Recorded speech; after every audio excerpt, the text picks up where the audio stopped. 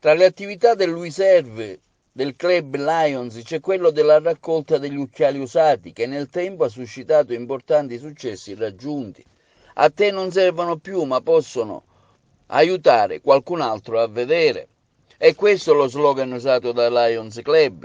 I risultati ottenuti grazie al lavoro di tanti volontari Lions che si dedicano alla raccolta diversi importanti punti che si occupano di tale iniziativa con tanti esercizi pubblici che volontariamente danno il loro contributo.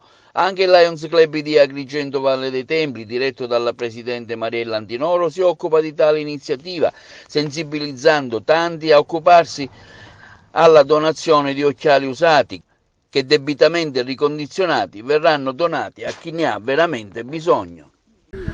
Ogni anno il Club Agrigento Valle dei Templi si associa, collabora al grande lavoro che il Centro Raccolta Italiano per gli occhiali usati, che ha sede a Chivasso, si adopera per poter raccogliere tutti gli occhiali in disuso che per noi possono non valere niente, ma che verranno sanificati, verranno riposizionati e saranno destinati a delle missioni in quei paesi dove è richiesto grande bisogno.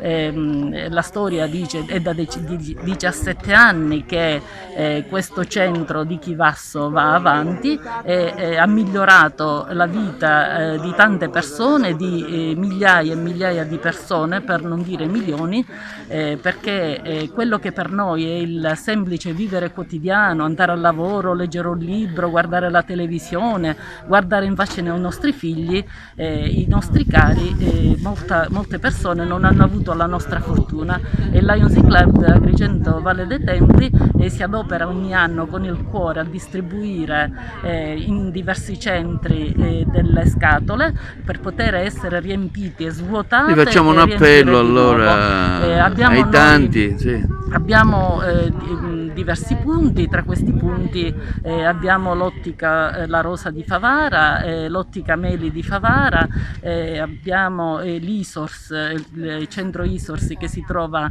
al villaggio Mosè, in via Lombardia 50, a donare. Abbiamo pure due farmacie, la farmacia Saieva di Favara e la farmacia Pennino di Favara.